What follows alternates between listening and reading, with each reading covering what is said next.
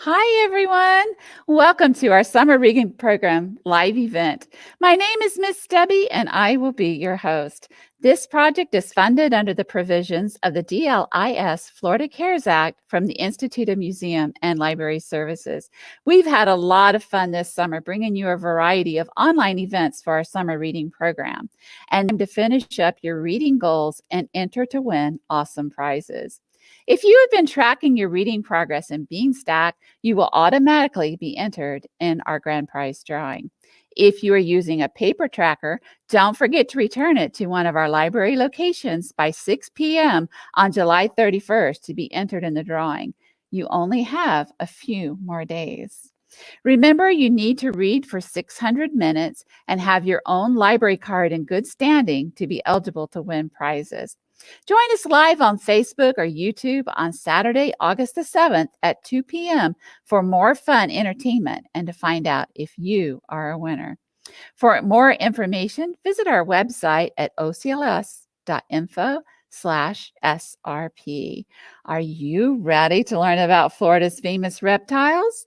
Let's get excited and welcome our special guest, Brandon from Gatorland.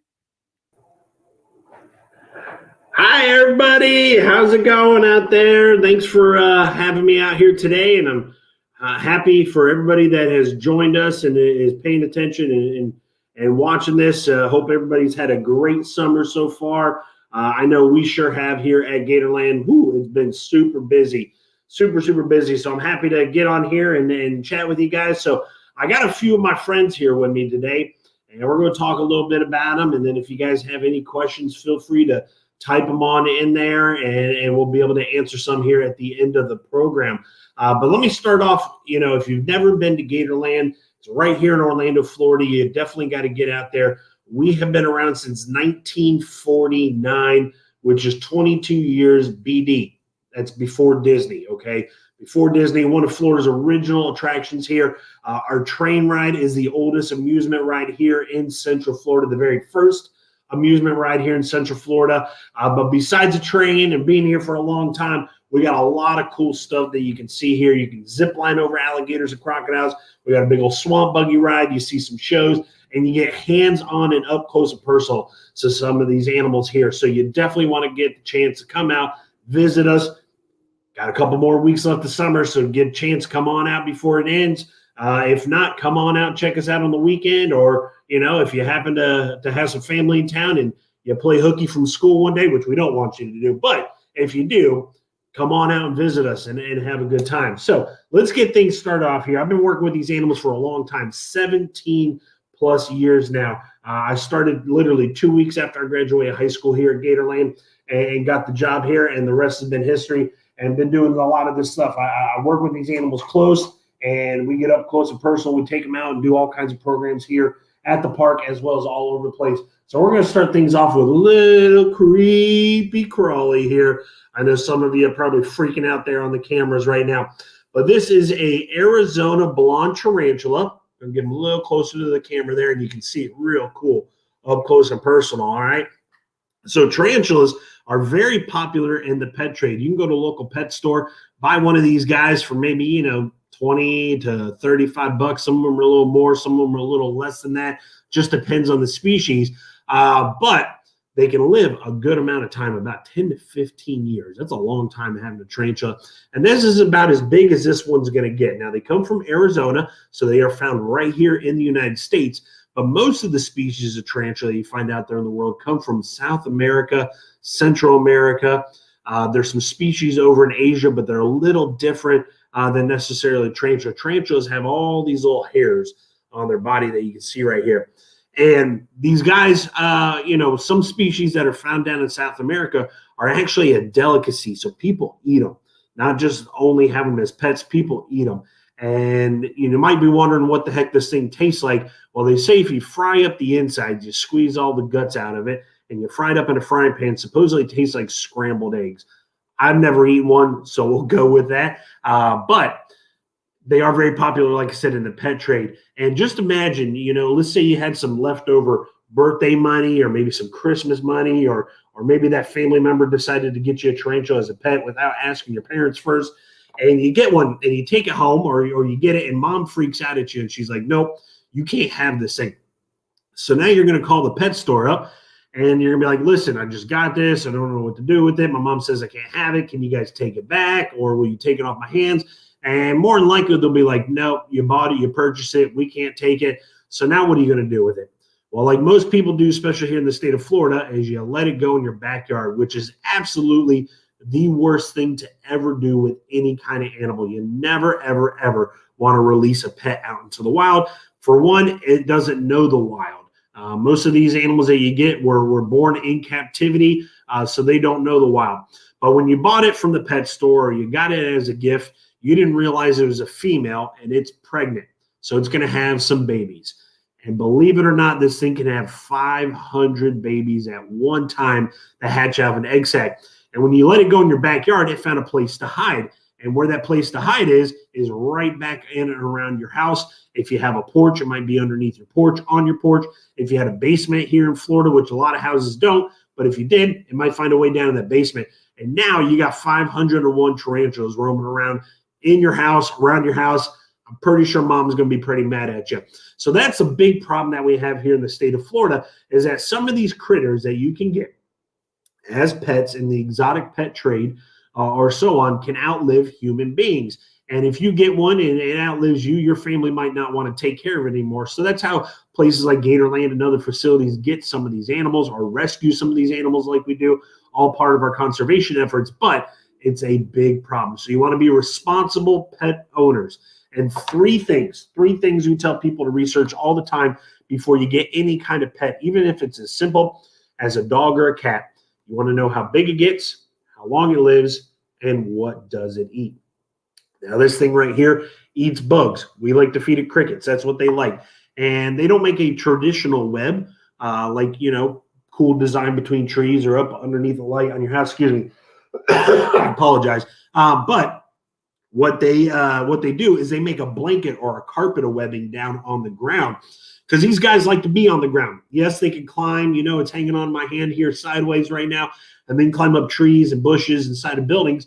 But they like to be on the ground because it's really fragile. If it were to fall off my hand and hit the hard ground really, really hard, basically it could pass away. It could die because it'd be like us jumping from a 50-story building. That's what it is for these guys. So these guys like to be comfortable down on the ground, walking around. So they make that blanket or that webbing, carpet of webbing, excuse me, and anything that jumps across it, crawls across it, they're going to jump out, bite it, inject their venom into it, and their venom turns their prey's insides basically into soup. And I'm going to grab it just a different way to try and show you guys the fangs here if I can. If you'll cooperate with me, we'll get kind of close to the camera here, but you can see the big old fangs underneath right there. And getting guys is like being stung by a bee or a wasp. That's how potent they say the venom is. So that's why they're so popular in the pet trade. And you see them on movies and TV shows all the time. So again, Arizona blonde tarantula, really cool. The biggest species of tarantula is one called the Goliath bird eater, and they get about the size of a dinner plate. And again, this little guys only get about the size of my hand right there. So we're going to put him away here, and we'll move on to the next critter. Again, guys, if you have any questions, feel free to type them on in the chat there, and we'll try and get to them at the end if we can. Excuse me 1 second here. Let's slide out of camera and get this thing for you. And we're going to move on from the United States over to Africa, because we have all kinds of crazy critters here. Boom! Look at this. There you go. How about that in your screen, right in your face at home? Kind of crazy, huh? So this is actually what's called a ball python. This is one of the most popular pet snakes in the pet trade. I'll try and stretch them out here a little bit for you, give you a good look at how long this snake is right here. It's only about 4 feet long here. There's the head.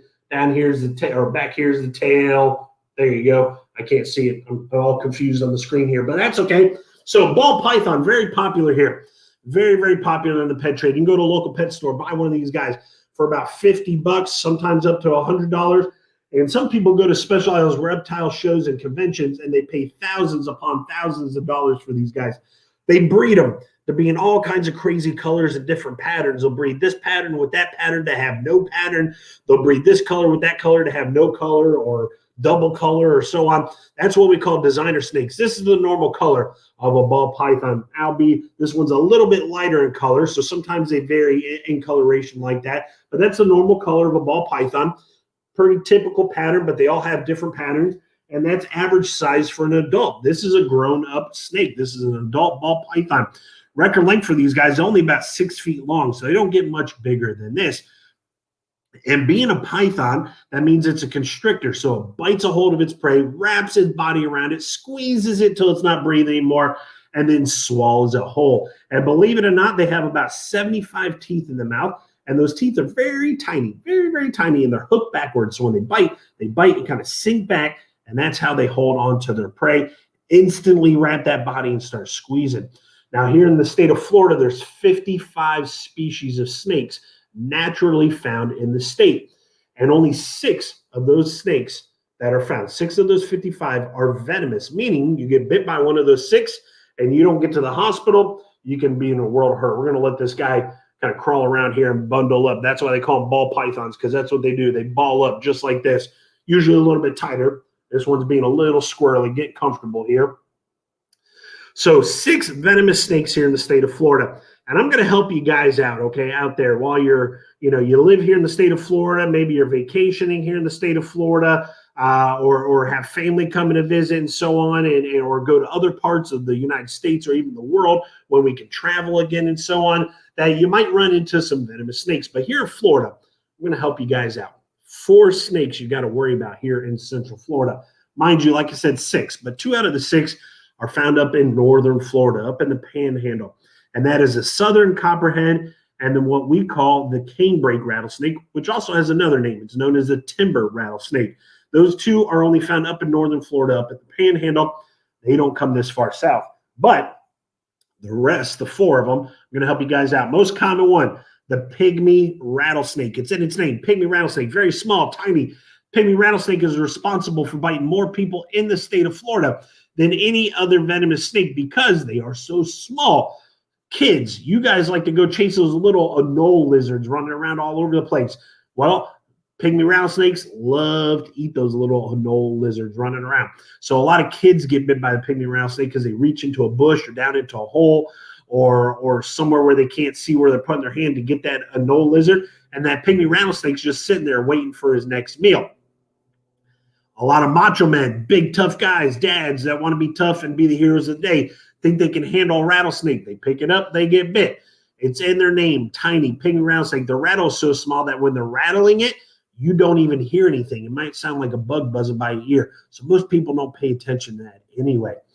The second snake, probably very most common as well. We got a lot of water here in the state of Florida. It's the water moccasin, also known as the cottonmouth. Big black snake lives in or around the water. You can tell it's the cottonmouth water moccasin because he's got 2 brown stripes, one on either side of his face. Looks like he's got a little beige mask on, okay?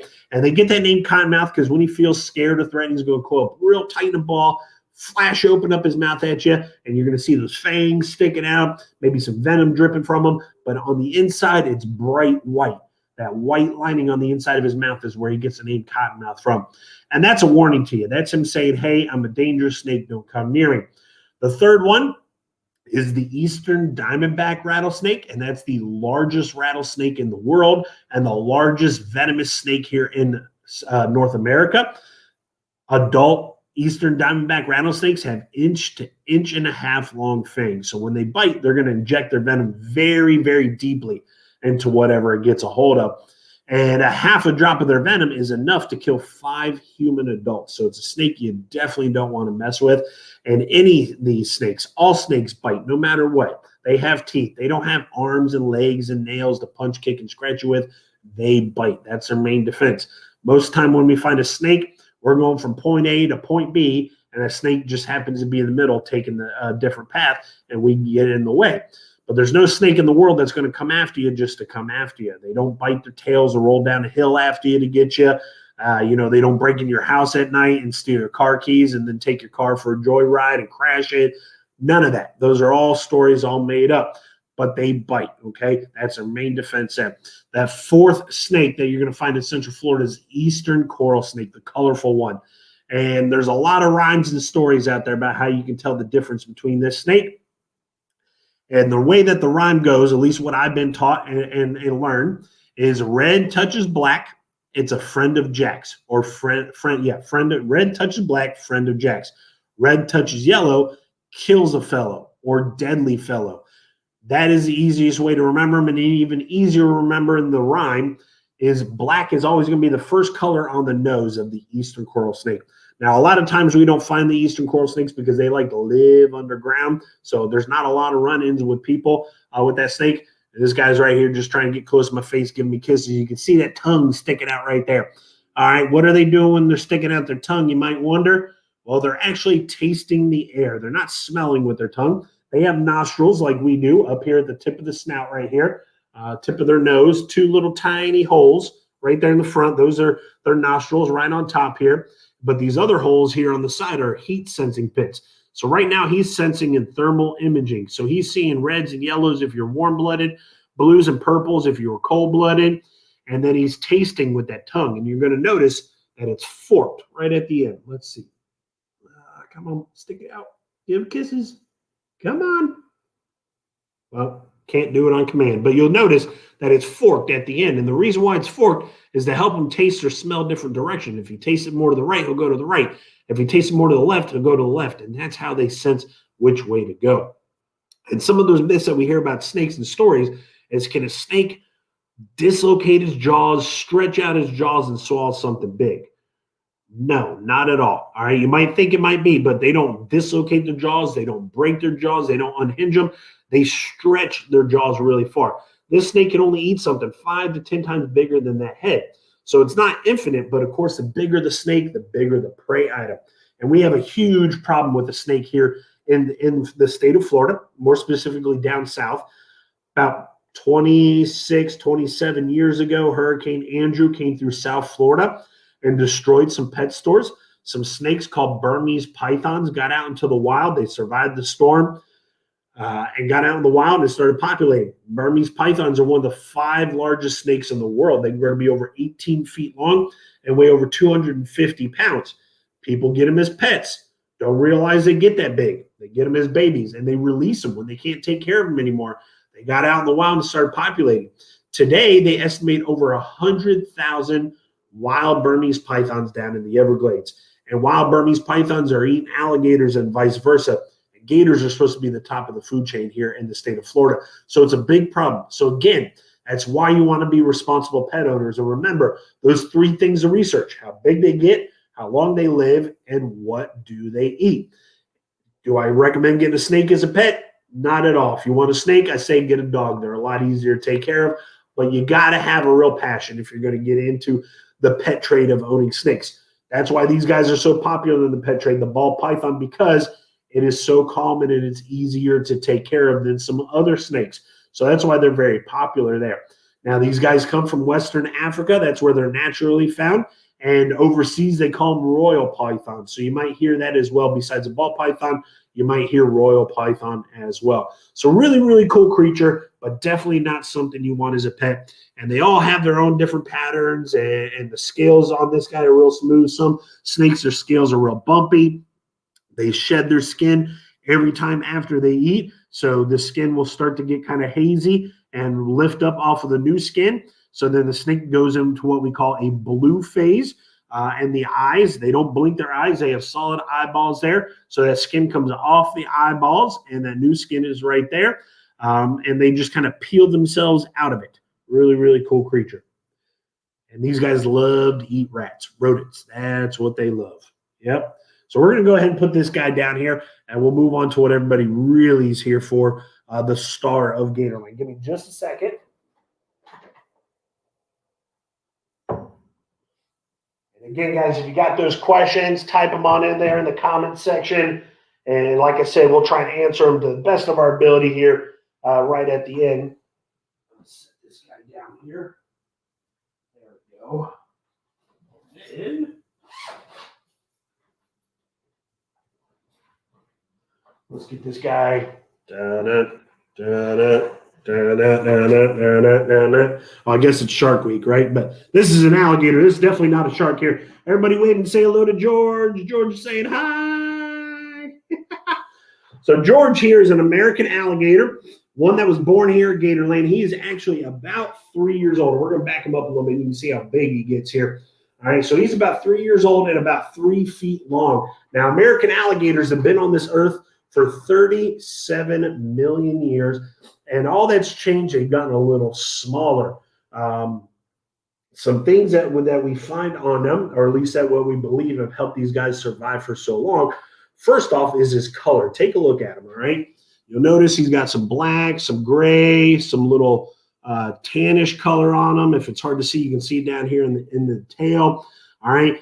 A lot of people think alligators are green. If you come from Gainesville, you think they're blue and orange, okay? But there's no such thing as a green alligator or a blue and orange alligator. Sorry, Gator fans out there, all right? But they're this color right here. When they're younger, they got that tannish, yellowish, lighter color striping on them to help them blend in and camouflage their surrounding. Young alligators like to stay in the shallows, hide in the grasses and the reeds in the water, so that helps them blend in and camouflage. As they get older, they move to deeper, darker water, so they become that jet black, charcoal, gray color there, and they blend in with that muddy, murky water really, really well. So the coloration helps them blend in and has helped them survive. Up here at the tip of his snout, now you're going to notice his mouth is taped up. That's so he can't bite me or bite anybody else if we had him around people, okay? But you're going to notice right up here at the tip of the snout, I'm going to try and show you here. Kind of hard to see, but those two little tiny holes right there are the alligator's nostrils. All an alligator has to do to breathe is stick those above the surface of the water, take a big old breath of air, and believe it or not, he can hold his breath for about 30 to 40 minutes. That's George. A big full-grown alligator can hold a breath for an hour and a half to 2 hours without coming up for another one. So you're never going to see them. When they do pop back up, though, for that breath of air, the next thing it's going to stick up are those eyeballs. And everybody thinks those eyes are in a bad spot. He's chasing something in the water. He comes on low-hanging branches. They might get poked out. Not the case. Watch my hand as I rub over the eyeballs. Check this out. You ready? Sticks come along. Pretend they're sticks. They go down over the eyes go down in, they pop back up. See that? Right down in, right back up, right down in, right back up. You can do one eye, the other eye, both eyes, go backwards on them. It's fun. You guys should try it on each other at home. I'm just kidding. Don't do that. Don't poke each other out, okay? But they're made to do that. They sink down the head to protect them. Now, I'll get him closer to the camera here. You're going to notice when he opens up his eye, boop, there's a little eyelid that comes right across right there. That's called the nictitating membrane, and that's a built-in swimming goggle so they can see underwater. Boop, there it goes right there from left to right.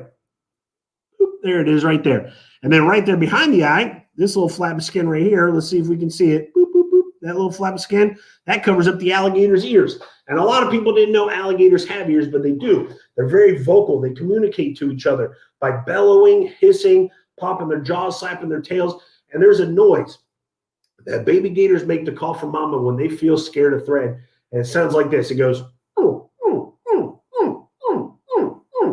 and I said something mean and nasty to him. You say George starts moving right there. I don't talk alligator very well, but we call baby gators grunts, and that's the noise that baby gators make to call for mama when they feel scared or threatened. They got 5 toes on the front, 4 on the back, and on all 4 feet, only 3 nails. Those 2 toes on the front, and then that 1 toe on the back that doesn't have a nail that's naturally like that, they use for feeling. They're called tactile toes. Excuse me, brain fart right there. But tactile toes, they use those for feeling. So when they're walking on the bottom of the lakes and the rivers and ponds, they can feel for any fish or turtles or something that they might want to eat and know where they're going. The last thing that helped them survive are all these bumps on the neck, the back, and down into the tail. These are bone plates underneath the skin called osteoderms. And basically in Latin, that means bone skin. Each individual bump is a bone plate. In those bone plates are tiny little holes, and hooked through those holes are blood vessels. So as alligators and crocodiles sit there, here, I'm going to adjust my screen just a little bit. I'm getting a little dark there. There you go. As they sit out in the sun, because they're cold-blooded, so they need heat to be able to move around and swim, they're going to sit out in the sun. The sun soaks right up in the back, goes right in the bloodstream, and warms them up. They're prehistoric solar panels, which is awesome. And it's also their armor. They're built-in armor, which helps protect them. So really, really cool creatures. Now, here in Florida, we have the biggest population of alligators in the whole United States. Alligators naturally live as far north as North Carolina and as far west as Texas. Florida, Georgia, and Louisiana are your 3 states with the most, Florida being the most at about 1.5 million to 2 million alligators. So every body of fresh water has an alligator in it. There will be an alligator in it, or there has been an alligator in it. They get up and move all the time, travel from body water to body water. If their food source dries up during the drought season or the water dries up, they're going to move on to find more water and more food. So they get up and they move. And that's why before like kind of spring break time, getting into summertime, you start hearing on the news and on the TV more about alligators and seeing alligators more out there because they are out traveling. It is their breeding season. It is summertime. It's the warmest. So they're out and about. And that just happens to be when everybody's visiting down here in Central Florida. And so you got to be careful around these guys. And there's myths and stories that we hear about alligators all the time. How fast can an alligator run, you might be wondering, okay? Well, an alligator can run about 7 to 9 miles an hour. And sure, it might think, because I know some of you are saying it out there, it might seem like 25, 30, 35, 40 miles an hour, but it's only 7 to 9 miles an hour. And here's the thing, the reason why it seems so fast, because they don't start from zero, push on that gas pedal and accelerate, meaning speed up to 9 miles an hour. They start at 9 miles an hour when they go. But it's that first jump, that first lunge at whatever it goes after is 9 miles an hour. After that first jump, they lose all their speed. They swim about 10 to 12 miles an hour with that strong, powerful tail right there. Strongest muscle in the body is that tail. And they use that for swimming. So they'll swim about 10 to 12 miles an hour. And of course, they last a lot longer swimming than they do running on land. So it brings me to my next myth and story. What do you do if you're being chased by an alligator? You might be wondering, what do you do? You might be saying that out there. Who's ever heard run zigzag? I know I have. Everybody says it, but running zigzag is not true. It's an old wives' tale made up by some old wife who want to see her husband get eaten, okay? These guys are flexible. They can turn on a dime, bite their own tails. They're made to be low on the ground, going really, really fast. So running zigzag, you're just going to get eaten. That gator will run straight and bite you. So what do? You run straight if you find yourself being chased by an alligator. If you don't think you can run 7 to 9 miles an hour, do what I do. Trip whoever you're with and walk away. It's a lot easier. I'm just kidding. Don't go tripping anybody. Gators don't see people's food. We're way too big for them. These guys like to eat turtles, fish, and birds. When they're Georgia size out there in the wild, they like to eat small crustaceans, especially the big apple snails here in the Florida waterways, okay? So they eat small things. They don't see people's food. We're way, way, way too big for them. But mind you, they're going to defend themselves. They're very defensive animals. You mess with them, they're going to mess back. You can see some of these teeth sticking out right there on the jaw. They're super, super sharp, okay? Super sharp teeth. Alligators have one of the strongest bites of any animal in the entire animal kingdom here. All right, so what I want to show you here real quick with this guy, we're just going to take the tape off here for just a second, and I'll show you the inside of the mouth to get a better look at it. This is a nice little treat here you guys are getting, okay? Let's see if he'll open up for us here. Come on. There we go. There you go. And you can see right inside the mouth there, 82 razor sharp teeth. 82 of them. And those teeth fall out all the time. They lose them. They go between 2,000 to 3,000 teeth in a lifetime. You'll notice when he opens, let me see if he'll open again for me here real quick. You'll notice when he opens down here on the bottom, that's his tongue right there, and it's all connected. That's his tongue, and it seals up in the back. So he can still bite underwater, but not get any water down into his lungs. That little valve, a little palatal valve is what they call it, an epiglottis, back there in the back of the throat. That's what seals up so that they can still bite underwater without water rushing down into their lungs there. So these guys are really, really cool. We're going to put that tape back on them here in the meantime, okay? So these guys are really, really cool, but they're definitely not something you want to mess with, okay? You never want to mess with them. It is against the law here in the state of Florida to feed, touch, and catch a wild alligator. And if you are caught doing it, minimum 6 months in jail and a $500 fine to the state of Florida. You never, ever, ever want to mess with them here. And the tape that we use on these guys is electrical tape because it's real stretchy, so you don't have to put a lot of it on there. And it's not as sticky as other tape, so when we peel it off, it doesn't hurt them at all. And that's not a very good tape job there, trying to fix it. But really, really cool animals. And all the power they have is for closing. Very weak muscles opening, so it doesn't take much to hold the mouth shut there. Of course, the bigger the gator, the more power that they have to open up that mouth. But all that muscle back here in the jaws, as you see, these big guys, got big old jaws back here. That's what gives them that power and that strong bite right there. So again, really, really cool creature, but definitely not something you want to mess with. Now I'm going to set George down here for just a second. I'm going to bring one last thing out here for you guys to show you. Okay, kind of put it into perspective here and how different these guys are and how big they get and how small some of them get. So right now we just got done with breeding season, and now we're getting into nesting season where little baby alligators are starting to hatch out. This is a little baby alligator here. He is almost a year old. He'll turn a year old here at the beginning of September. Take a look at this little guy. He's cute. I'm going to give it just a second for everybody to see him. Boop, there he is. And these guys start off real small when they hatch out of the egg, only 6 inches long when they hatch out of that egg. And females, mama gators, will lay anywhere from 35 to 40 eggs in their nest, and roughly only 2 or 3 of those survive to become a big old alligator out there in the state of Florida. So a lot of things eat them. With baby alligators, their number one predator are the great blue herons, the big wading birds. They love to eat baby alligators. So it's a very, very tough life for these guys. Now, they'll stay with their mom for about a year, maybe 2 at the most, and then she kicks them out. And if they stick around, guess what? She's going to eat them. So kids out there, when your parents tell you to get out of the house at 18, you better listen to them, okay? I'm just joking with you guys. But again, very tough life for these little guys here. So you got to be careful. You got to watch what you're doing. It is against law, again, to feed an alligator, touch an alligator. If you want to feed a gator, if you want to touch a gator, if you want to see a gator, you got to come to places like Gatorland. That's where you want to see them, and we'll get you up close and personal to them. Folks, I want to thank you for having me. Kids out there, I hope you enjoyed it. I hope you enjoyed seeing these little guys. And again, I think we're going to get onto some questions here. So if you have some, type them on in there in the comment section. Other than that, I'm ready to answer some questions. And thank you guys for having me, and hope you guys learned some stuff. Thank you, Brandon. We learned a lot about some of Florida's animals today. I'm sure all of you at home have a favorite. All right, so if you have any questions, type them in the chat. We're going to get some answers for you. Please only type one question at a time so that we can have everybody get a chance to have their questions answered. All right, so we have our first question. It is, how old is the oldest gator in Gatorland?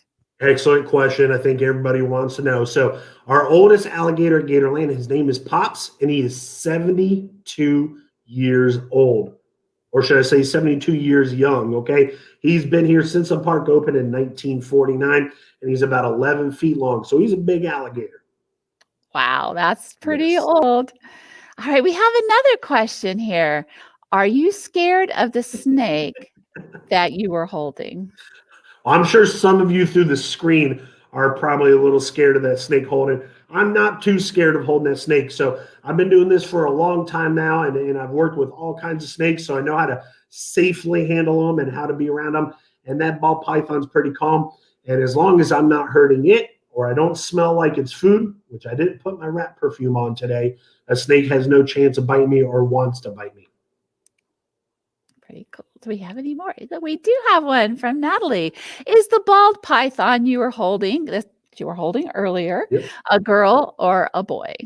So the ball python was actually a boy, and the only way to tell is everything's on the inside. So just the same as alligators, crocodiles, and snakes, and a lot of other reptiles, everything is on the inside on how to be able to tell whether it's a boy or girl. So you either got to do x-ray or do something we call probing, and I'll leave it at that.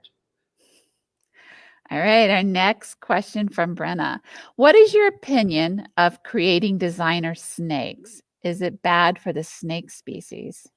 Oh, excellent question. So the people that breed these snakes, snakes come with all kinds of different genes and reptiles as well, because it happens in all kinds of different animals and it naturally happens out in the wild as well. Just not as often in a captivity kind of situation in the pet world.